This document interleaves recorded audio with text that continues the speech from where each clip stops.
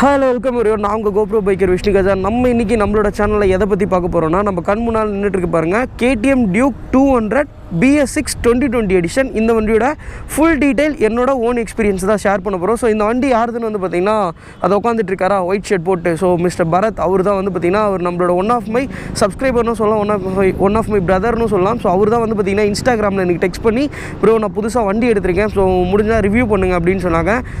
முந்தானே தான் டெக்ஸ்ட் பண்ணியிருந்தாங்க. ஸோ இன்றைக்கே வந்து பார்த்திங்கன்னா ஓகே சொல்லிட்டாங்க. ஸோ யாரெல்லாம் வந்து பார்த்திங்கன்னா KTM 200 BS6ஓட ரிவ்யூ கேட்டாங்களோ அவங்களுக்காக தான் இந்த வீடியோ. ஸோ இது வந்து பார்த்திங்கன்னா வண்டி எடுத்து 1 வீக் தான் ஆகுது. வண்டி வந்து அவர் கிட்டத்தட்ட ஒரு 600 கிலோமீட்டர் கூட இன்னும் முழுசாக ஓட்டலை.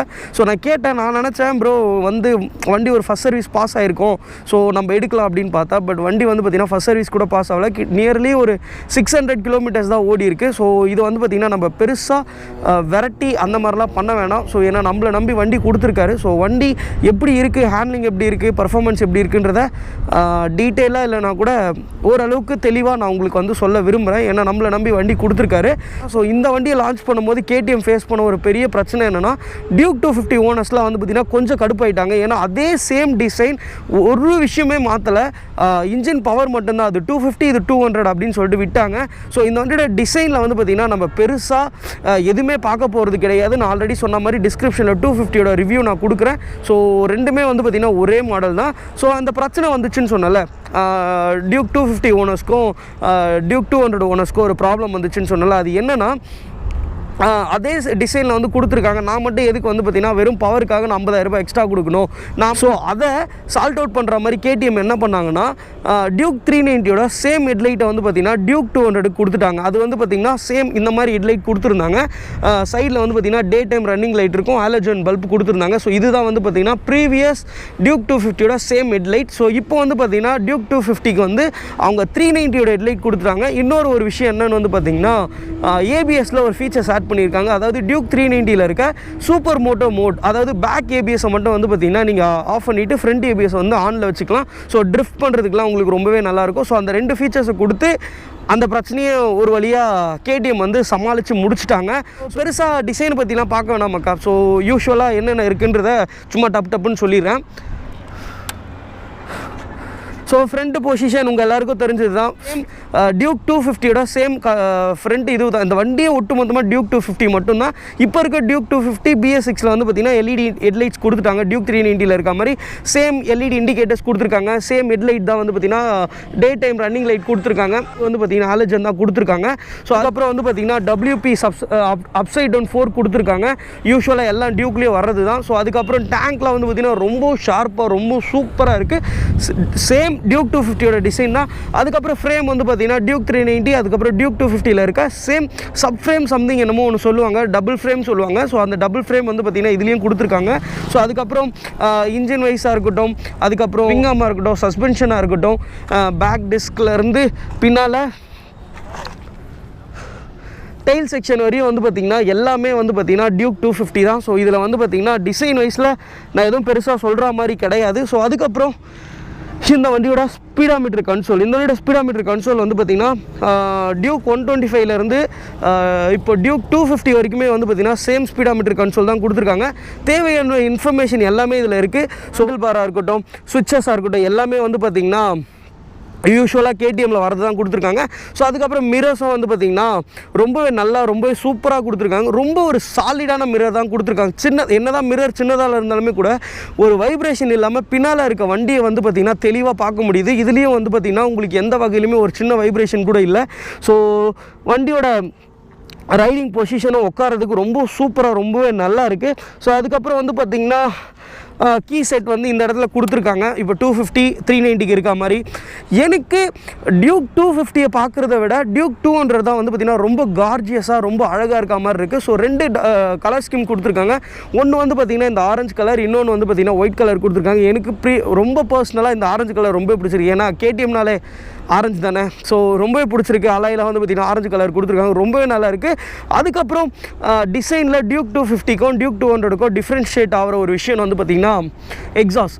Duke 200 வந்து பார்த்திங்கன்னா அண்டர்பெல்லி எக்ஸாஸ்ட் தான் கொடுத்துருப்பாங்க. ஸோ இதுலேயே வந்து பார்த்திங்கன்னா அண்டர்பெல்லி எக்ஸாஸ்ட் தான் கொடுத்துருக்காங்க. ஸோ 250க்கும் இதுக்கும் வந்து பார்த்திங்கன்னா ஒரு டிஃப்ரென்ஷியேட்னா எக்ஸாஸ்ட் சொல்லலாம். ஸோ டியூக் 250ல் வந்து பார்த்திங்கன்னா உங்களுக்கு சைட் மவுண்டட் எக்ஸாஸ்ட் கொடுத்துருப்பாங்க. இதில் வந்து பார்த்திங்கன்னா அந்த டியூக் சாயில் போயிடக்கூடாது, டியூக் 200ஓட சாயில் போயிடக்கூடாது அப்படின்னு சொல்லிட்டு அண்டர்பெல்லி எக்ஸாஸ்ட்டே கொடுத்துருக்காங்க. பட் அந்த எக்ஸாஸ்ட்டை ஒட்டி வந்து பார்த்திங்கன்னா பழைய வண்டியில் ஒரு அலுமினியம் மாதிரி ஒரு பாக்ஸ் மாதிரி கொடுத்துருப்பாங்க. பட் இதில் வந்து பார்த்திங்கன்னா ஃபுல் மேட் ஃபினிஷில் ஒரு எக்ஸாஸ்ட் மாதிரி கொடுத்துருக்காங்க. ஸோ இதுதான் வந்து பார்த்திங்கன்னா டியூக் 250க்கும் டியூக் 200க்கும் டிஃப்ரென்ஸில் இதுவும் ஒன்று. தென் அதுக்கப்புறம் வந்து பார்த்திங்கன்னா சீட்டு டியூக் 250லையும் டியூக் 390லையும் மட்டும்தான் இந்த ஒரு மாதிரி ஸ்டிச்சஸ் மாதிரி வரும், ஒரு மாதிரி கோடு மாதிரி வந்து இந்த இடத்துல டியூக்குன்னு இருக்கும், பின்னாலேயும் இருக்கும். பட் டியூக் 200ல் அந்த மாதிரி கிடையாது. ஸோ இதுலேயே வந்து பார்த்திங்கன்னா ஒரு டிஃப்ரென்ஷியேட் காட்டியிருக்காங்க. ஸோ இந்த வண்டியோட எக்ஸாஸ்ட் வந்து இந்த வண்டியோட எக்ஸாஸ்ட் சவுண்ட் எப்படி இருக்குன்னு நான் காட்டுறேன். Ready to race. So single touch self தான், நீங்கள் வந்து போட்டு செல்ஃப் அடிச்சுட்டே இருக்கணும்னு அவசியம் இல்லை. கேடிஎம்மில் வந்து இந்த டியூக் 390ல் இருந்த சேம் ஃபீச்சர்ஸை வந்து பார்த்திங்கன்னா இந்த 200 வரைக்குமே கொண்டு வந்துட்டாங்க. ஸோ இப்போ பார்த்தீங்களா சிங்கிள் டச் தான், நான் டச் பண்ணி எடுத்தாலே போதும், சிங்கிள் டச் பண்ணாலே போதும். ஸோ போட்டு நான் அடிச்சுட்டு முறுக்கிட்டுலாம் இருக்கணும்னு அவசியமே கிடையாது. ஸோ இந்த வண்டியோட எக்ஸாஸ்ட் நோட் பார்ப்போம்.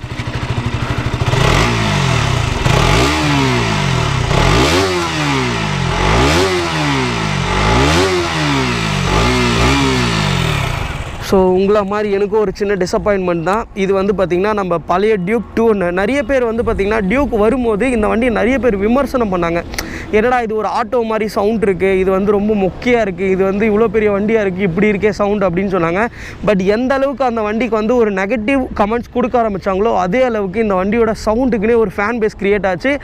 ஆரம்பத்தில் நானும் கலாய்க்க தான் செஞ்சேன். பட் எனக்கு வந்து பார்த்திங்கன்னா போக இந்த வண்டியோட எக்ஸாஸ்ட் நோட் எனக்கு ரொம்ப பிடிக்க ஆரம்பிச்சிச்சு. ஒரு யூனிக்கான ஒரு சவுண்டை வந்து பார்த்திங்கன்னா கேடிஎம் கொடுத்துருந்தாங்க. ஸோ அந்த சவுண்டை மிஸ் பண்ணுறதுல உங்களை மாதிரி நானும் ஒருத்தன் தான். ஸோ இந்த வண்டியோட சவுண்ட் வந்து பார்த்திங்கன்னா இதுக்கு முன்னால் இருந்த டியூக் 200 சவுண்ட் மாதிரி கிடையாது, ரொம்ப சாஃப்டாக ரொம்ப சைலண்ட்டான ஒரு எக்ஸாஸ்ட் நோட் தான் கொடுத்துருக்காங்க. ஸோ வண்டி ஸ்டார்ட் பண்ணும்போது ஒன்றா கூட உங்களுக்கு வந்து இது வந்து ஒரு டியூக் பழைய டியூக் மாதிரி இருக்கலாம். பட் நீங்கள் ரேவ் பண்ணும்போதெல்லாம் கண்டிப்பாக அந்த ஃபீலை வந்து பார்த்திங்கன்னா நீங்கள் ஃபீல் பண்ணவே முடியாது. இந்த வண்டியோட இன்ஜின் வந்து பார்த்திங்கன்னா 199.5 CC engine, single cylinder liquid cooled fuel injection கொடுத்துருக்காங்க, 6 கியர் பாக்ஸ் கொடுத்துருக்காங்க. ஸோ இதோட அதிகபட்சமான பவர்னு வந்து பார்த்திங்கன்னா சிசி வந்து இந்த இடத்துல எழுதியிருக்காங்க, தெரியுதா? 199.5 சிசி BS6 இன்ஜின். ஸோ அது எல்லாருக்கும் தெரியும், அதை சொல்லணும்னு அவசியம் இல்லை. ஸோ இந்த வண்டியோட அதிகபட்சமான ஹார்ஸ் பவர் வந்து பார்த்திங்கன்னா 25 HP ஹார்ஸ் பவர் வந்து பார்த்திங்கன்னா 10,000 RPMல ப்ரொடியூஸ் பண்ணுது. 19.2 Nm டார்க் வந்து பார்த்திங்கன்னா 8,500 RPMல வந்து பார்த்திங்கன்னா ப்ரொடியூஸ் பண்ணுது. ஸோ இந்த வண்டியோட பவர் வந்து பார்த்திங்கன்னா என்னை பொறுத்த வரைக்கும் ஒரு 200 cc வந்து பார்த்திங்கன்னா கரெக்டான பவர் தான் கொடுத்துருக்காங்க. பட் இந்த வண்டியை ஓட்டி பார்த்து இந்த வண்டியோட பர்ஃபார்மன்ஸ் எப்படி இருக்குன்றதை நான் சொல்கிறேன். அதே மாதிரி இந்த வண்டியோட பிரேக்கிங், இந்த வண்டியோட ஹேண்ட்லிங் எப்படி இருக்குன்றத எல்லாத்தையுமே வந்து பார்த்திங்கன்னா நான் வண்டி ஓட்டி பார்த்து சொல்கிறேன். ஸோ அதுக்கப்புறம் இந்த வண்டியோட கிரவுண்ட் கிளியரன்ஸ் எனக்கு தெரிஞ்சு ரொம்பவே கம்மி, 170 mm கொடுத்துருக்காங்க. கீழே வந்து ஒரு மெட்டல் கூட கிடையாது, ஒரு பிளாஸ்டிக் தான், ரொம்ப சாலிடான ஒரு பிளாஸ்டிக் கொடுத்துருக்காங்க. ஸோ இது வந்து பார்த்திங்கன்னா 170 mmன்றது வந்து பார்த்திங்கன்னா கிரவுண்ட் கிளியரன்ஸ் ரொம்ப கம்மி. ஸோ நானும் தம்பி வரும்போது பார்த்திங்கன்னா ஒரு ஸ்பீட் பிரேக்கரில் அடி வாங்குச்சு. ஸோ கண்டிப்பாக உங்களுக்கு கவனம் தேவை ஸ்பீட் பிரேக்கர்ஸில், பெரிய பள்ளத்தெல்லாம். ஸோ இது வந்து பார்த்திங்கன்னா ஒரு சின்ன இன்ஜின் கார்டு மாதிரி கொடுத்துருக்காங்க. ஸோ அதுக்கப்புறம் இந்த வண்டியோட ஃப்ரண்ட் டிஸ்க், இதோட ஃப்ரண்ட் டிஸ்க் வந்து பார்த்திங்கன்னா 300 mm பைப்ரேக் கேலிபர் யூஸ் பண்ணியிருக்காங்க வித் ABS-ஓட. பேக் வந்து பார்த்திங்கன்னா 230 mm பேக் வந்து பார்த்திங்கன்னா 230 mm பைப்ரேக் கேலிபர் தான், டியூவல் சேனல் ABS தான் யூஸ் பண்ணியிருக்காங்க. ஆல்ரெடி சொன்ன மாதிரி ப்ரீவியஸ் மாடல் வந்து பார்த்திங்கன்னா சிங்கிள் சேனல் ABS தான், இப்போ வந்திருக்க மாடல் வந்து பார்த்திங்கன்னா டியூவல் சேனல் ABS கொடுத்துருக்காங்க. ஸோ இதோட பிரேக்கிங் ரெஸ்பான்ஸ் எப்படி இருக்குன்றதை நான் வண்டி ஓட்டி பார்த்து சொல்கிறேன். ஸோ அப்புறம் இந்த வண்டியோட சீட் ஹைட் வந்து பார்த்திங்கன்னா குஷனிங் ஓகே நல்லாவே இருக்குது. பில்லியனோட சீட்டும் ரொம்ப பெருசாக ரொம்பவே நல்லா இருக்குது. பட் குஷனிங்கு நல்லா தான் இருக்குது. ரைடிங் கம்ஃபர்ட் சூப்பராக இருக்குது. ஹேண்டில் பாரோட பொசிஷனும் சரி, சீட்டோட பொசிஷனும் சரி. சீட்டோட ஹைட் வந்து பார்த்திங்கன்னா 810 mm, அதாவது ஹிமாலயனோட சேம் சீட் ஹைட் தான். பட் ஹிமாலயனில் உட்காரும் போது எனக்கு சீட் ஹைட் வந்து ரொம்ப கம்ஃபர்டபுளாக இருந்த மாதிரி இருந்துச்சு. பட் இந்த வண்டியில் உட்காரும் போது கொஞ்சம் ஹைட்டாக இருக்க மாதிரி எனக்கு ஃபீல் ஆகுது. ஆனால் சேம் சீட் ஹைட் தான், பட் அது எதனாலன்னு எனக்கு தெரியல. பில்லியனோட சீட்டை வந்து பார்த்திங்கன்னா ரொம்ப குஷனிங்காக இருக்குது. ஸோ கம்ஃபர்ட்டோடு உட்காரலாம் தாராளமாக இந்த வண்டியில். அதுக்கப்புறம் கிரிப் ரயில் வந்து பார்த்திங்கன்னா இவ்வளோ பெருசாக கொடுத்துறதுக்கு தேவையா அப்படின்னு நீங்கள் கேட்பீங்க. கண்டிப்பாக தேவை தான். இதுக்கு முன்னால் அந்த டியூக்லலாம் வந்து பார்த்திங்கன்னா இதோட வந்து பார்த்திங்கன்னா கிரிப் ரயில் முடிஞ்சிடும். அப்போது பில்லியன் உட்காரும் போது இந்த டெயில் செக்ஷன் இருக்குல்ல, அது மேலே உட்காந்து டெயிலை வந்து உடச்சிடுறாங்க. ஸோ இப்போ இவ்வளோ பெருசாக கொடுத்துருக்குன்றதுனால நீங்கள் இந்த இதில் ஏறி சீட்டை விட்டு நீங்கள் தள்ளி வந்து உட்காந்தா கூட உங்களுக்கு 8 டெயில் லைட் வந்து எந்த வகையிலுமே பாதிக்கப்படாது. ஸோ அதுக்காக தான் இது கொடுத்துருக்காங்க. அதுக்கப்புறம் இந்த வண்டியோட டேங்க் கெப்பாசிட்டி வந்து பார்த்திங்கன்னா 13.5 லிட்டர்ஸ் கொடுத்துருக்காங்க. இந்த வண்டியோட டிசைன் பற்றி பார்த்தாச்சு. இப்போ இந்த வண்டியை ஓட்டி பார்த்து இந்த வண்டியோட பர்ஃபார்மன்ஸ் எப்படி இருக்குது, இந்த வண்டியோட ஹேண்ட்லிங் எப்படி இருக்குது, இந்த வண்டியோட பிரேக்கிங் எப்படி இருக்குன்றத ஓட்டி பார்த்து சொல்லலாம் வாங்க. 150 kg கொடுத்துருக்காங்க. பட் கொஞ்சம் ஹெவியெல்லாம் இல்லை, ஈஸியாக தள்ள முடியும். பட் சீட் ஹைட் வந்து கொஞ்சம் ஹைட்டுன்றதுனால ஷார்ட் ரைடர்ஸுக்கு தள்ளுறது கொஞ்சம் சிரமமாக இருக்கும். இந்த மாதிரி இந்த மாதிரி தான்.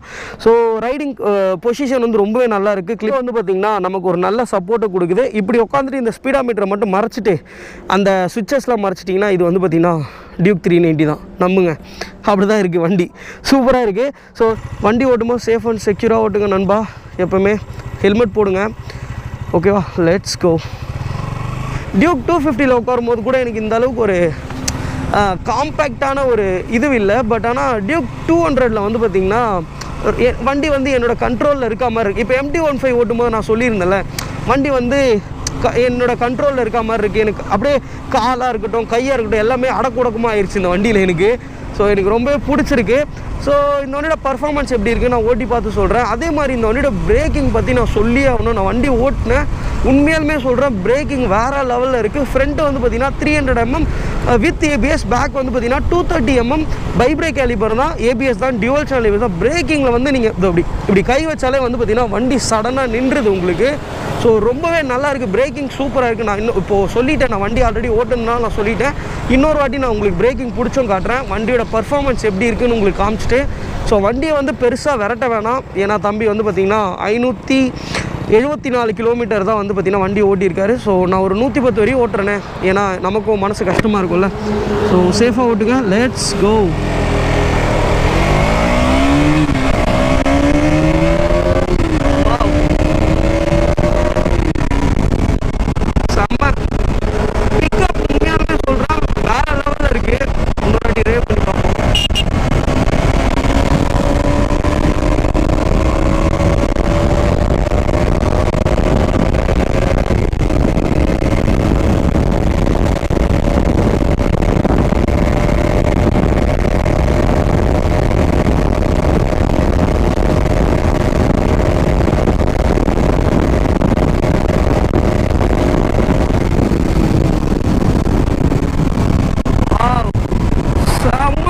பவரு பிக்கப் வேறு லெவலில் இருக்குது. நான் 4வது கியர்லேயே 100 தாண்டிட்டேன்னு நினைக்கிறேன். உண்மையாலுமே சொல்கிறேன், இன்ஜினோட ஸ்மூத்னஸ் வந்து பார்த்திங்கன்னா ரொம்ப சூப்பராக, ரொம்ப செம்மையாக இருக்குது. ரொம்ப சாஃப்டாக இருக்குது இன்ஜின் வந்து பார்த்திங்கன்னா. அந்த எக்ஸாஸ்ட் நோட் சொன்னல, அந்த எக்ஸாஸ்ட் நோட் தான் ஒரு மாதிரி அந்த சவுண்ட் ஒரு டக்கு டக்கு டக்குன்னா. பட் அந்த மாதிரி எதுவுமே இல்லை. ஆக்சிலரேஷனில் மட்டும் நான் லைட்டாக வைப்ரேஷனை ஃபீல் பண்ணேன். மற்றபடி வந்து பார்த்திங்கன்னா ஃபுட்பெக்ஸில் லைட்டாக இருக்குது. எனக்கு அந்த பாதத்தில் வந்து பார்த்திங்கன்னா லைட்டாக வைப்ரேஷன் இருந்துச்சு. ஒரு 80 to 110 வந்து பார்த்திங்கன்னா எனக்கு வைப்ரேஷன் இந்த கையிலையும் இதுலேயும் இருந்துச்சு. பட் இன்ஜின் ஸ்மூத் வந்து பார்த்திங்கன்னா உண்மையாலுமே சொல்கிறேன் வேறு லெவலில் இருக்குது. பட்டர் ஸ்மூத்தாக இருக்குது இன்ஜின் என்னை பொறுத்த வரைக்கும். எனக்கு டியூக் 200 நான் ரொம்ப நாளைக்கு முன்னால் ஓட்டியிருக்கேன். பட் BS6 டியூக் 200 நான் இப்போ தான் ஓட்டுறேன். உண்மையாலுமே சொல்கிறேன் வேறு லெவலில் இருக்குது. அதே மாதிரி வந்து பார்த்திங்கன்னா கியர் வந்து பார்த்திங்கன்னா இதில் வந்து பார்த்திங்கன்னா 390 மாதிரி அந்த மாதிரிலாம் வந்து பார்த்திங்கன்னா இதில் ஸ்லிப்பர் கிளட்ச்லாம் எதுவுமே கொடுக்கல. பட் ஆனால் கியர் ஷிஃப்டிங் வந்து உண்மையாலுமே சொல்கிறேன் சூப்பராக இருக்குது. உங்களுக்கு வந்து அந்த கியர் இண்டிகேட்டராக இருக்கட்டும், கியர் ஷிஃப்டிங்காக இருக்கட்டும், ரொம்பவே நல்லா ரொம்ப ஸ்மூத்தான ஒரு இது வந்து பார்த்திங்கன்னா கொடுக்குது. ஒரு 45 போனாலுமே கூட ஃபுட்பெக்ஸில் லைட்டாக வைப்ரேஷன் இருக்குது. ஸோ உண்மையாலுமே சொல்கிறேன் டிரான்ஸ்மிஷனும் சூப்பராக இருக்குது. வண்டியோட பர்ஃபார்மன்ஸ் பிக்கப் வேறு லெவல்.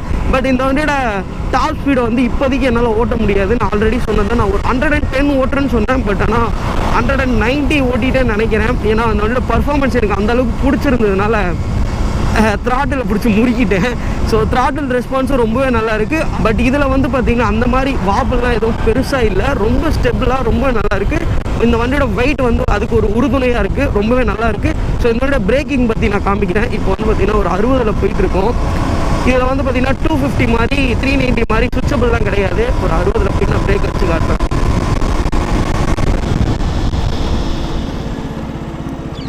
வாவ், பார்த்தீங்களா எப்படி நின்றுச்சு வண்டி, சூப்பராக இருக்குது. அதே மாதிரி KTMலலாம் வந்து பார்த்திங்கன்னா இன்ஜின் ஹீட்டை பற்றி பேசுவாங்கள்ல. பட் இந்த வண்டியில் நான் இன்ஜின் ஹீட்டை பெருசாக ஃபீல் பண்ணலை. வண்டி ஓட்டும் போதும் நான் சிட்டிக்குள்ளே தான் ஓட்டிகிட்டு வந்தேன் இந்த வண்டியை. பட் ஆனால் இன்ஜின் ஹீட் வந்து பார்த்திங்கன்னா பெருசாக எனக்கு இல்லை. அதே மாதிரி இப்போ நான் ரேவ் பண்ணி ஓட்டுனதுக்கப்புறமே வந்து பார்த்திங்கன்னா இன்ஜினோட ஹீட் வந்து அந்தளவுக்கு பெருசாக ஹீட் ஆன மாதிரி எனக்கு தெரியல. பட் நான் தம்பி பரத் கிட்டே கேட்டதுக்கு சிட்டிக்குள்ளே இன்னும் கொஞ்சம் ஓட்டணுன்னா கண்டிப்பாக ஹீட் நமக்கு தெரியும் அப்படின்னு சொல்லியிருந்தாங்க. பட் சீரியஸ்லி சூப்பராக இருக்குது. ரொம்ப ஹீட்லாம் கிடையாது. 250 உன்னோட சிப்ளிங் போகுது. ஸோ உண்மையாலுமே சொல்கிறேன் சூப்பராக இருக்குது. எனக்கு ஒரு நல்ல காம்பேக்டான ஒரு நல்ல ரைடிங் பொசிஷனை கொடுக்குது. ஸோ உங்களுக்கு வந்து MT-15 ஓட்டினா உங்களுக்கு எப்படி இருக்கும் அந்த மாதிரி வந்து பார்த்திங்கன்னா ஒரு டெய்லி கம்யூனிட்டி பைக்காக நீங்கள் இது தாராளமாக யூஸ் பண்ணலாம். ஏன்னா இது வந்து RC சீரீஸ்லாம் கிடையாது. இது வந்து எதோட கம்பேர் பண்ணலான்னா கம்பேர் பண்ண முடியாது, இருந்தாலும் சொல்கிறேன் MT-15 அந்த மாதிரி வண்டியோட தான் வந்து பார்த்திங்கன்னா இதை நீங்கள் கம்பேர் பண்ண முடியும். பட் என்னை பொறுத்த வரைக்கும் ஒரு 200cc செக்மெண்ட்டில் ரொம்ப செக்ஸியஸ்ட் பைக் அப்படின்னு கேட்டால் கண்டிப்பாக நான் டியூக் 200 தான் சொல்லுவேன். பட் இது 250 ஓனர்ஸுக்கு கொஞ்சம் கடுப்பாக தான் இருக்கும். பட் இருந்தாலுமே கூட அதான் உண்மை, நம்பி தான் ஆகணும், அதான் உண்மை. பட் வரைக்கும் வந்து பார்த்திங்கன்னா இன்ஜினோட ஹீட் எனக்கு பெருசாக தெரியவே இல்லை. ரொம்பவே நல்லா இருக்குது. பிரேக்கிங் ரெஸ்பான்ஸ் இப்போ பாருங்களேன், நான் போயிட்டே இருக்கேன் பார்த்தீங்களா இல்லையா, பிரேக்கிங் அந்த மாதிரி இருக்குது. உங்களை ஸ்கிட் பண்ணி விடலை, தள்ளி விடலை, வண்டி ஒரு ஜர்க்கு அந்த மாதிரி எதுவுமே பிடிக்கல. ஸோ ஃபஸ்ட்டு நான் ஃப்ரண்ட் பிரேக் பிடிச்சேன், இப்போ பேக் பிரேக் பண்ண பிடிக்கிறேன். உண்மையில சீரியஸாக வேறு லெவலில் லாக் ஆகுது. ABS சூப்பராக இருக்குது. ஏன்னா வண்டியோட மைலேஜ் பற்றி நான் இப்போதைக்கு என்னால் பேச முடியாது. ஏன்னா அதோட மைலேஜ் டெஸ்ட் நான் இன்னும் பண்ணலை. பட் ஆனால் கம்பெனி கிளைம் பண்ணுறது வந்து பார்த்திங்கன்னா 35 to 40 அந்த மாதிரி சொல்கிறாங்க. சீக்கிரமாக இந்த தம்பியோட பர்மிஷனோட இந்த மைலேஜ் டெஸ்ட் நான் பண்ணுறேன். ஸோ உங்கள்கிட்ட சொன்ன மாதிரி இதுக்கப்புறம் வாரத்துக்கு 2 வீடியோ வரும். ஸோ உங்களுக்காக தான் நான் பண்ணிகிட்ருக்கேன். உங்களோட சப்போர்ட் எனக்கு கொடுங்க. ஸோ அவ்வளோதான் நண்பர்களே, இந்த வண்டியோட ரிவ்யூ முடிஞ்சு போச்சு. என்னோடய ஓன் எக்ஸ்பீரியன்ஸ் நான் சொல்லிட்டேன். டிசைன் எனக்கு ரொம்ப பிடிச்சிருக்கு. பர்ஃபார்மன்ஸ் சூப்பராக இருக்குது. பட் டாப் எண்டில் மட்டும் என்னால் இந்த வண்டி ஓட்டி பார்க்க முடியல. பட் வண்டி இன்னும் ஃபஸ்ட் சர்வீஸ் பாஸ் ஆகலை. எனக்கும் லைட்டாக உறுத்தலாகவே இருக்குது. ஏன்டா எனக்கு உண்மையாலுமே ஃபஸ்ட்டே தெரிஞ்சிருந்ததுன்னா கண்டிப்பாக நான் வண்டி எடுத்துகிட்டு வர சொல்லியிருக்க மாட்டேன். எனக்கு வீட்டுக்கு வந்த வண்டி தான் தெரியும். ஸோ அதனால் ஒரு 120 வரைக்கும் ஓட்டியிருப்பேன்னு வைங்களேன். அது வரைக்குமே நல்லாயிருக்கு. ஸோ டாப் எண்ட்லாம் நான் சீக்கிரமாக செக் பண்ணி போடுறேன். மைலேஜ் டெஸ்ட்டும் நான் சீக்கிரமாக போடுறேன். பிரேக்கிங் வந்து உண்மையாலுமே சொன்னால் சூப்பராக இருக்குது. எனக்கு பிரேக்கிங் அந்த அளவுக்கு ரொம்ப பிடிச்சிருக்கு, ரொம்ப நல்லாயிருக்கு. ஹேண்ட்லிங்கும் வந்து பார்த்திங்கன்னா ரொம்ப ரிலாக்ஸாக அந்த வண்டி ஓட்டிகிட்டு போகலாம். நீங்கள் ஜாலியாக எதை பற்றியும் கவலைப்படுவாங்க, கேஷுவலாக ஓட்டிகிட்டு போகலாம்.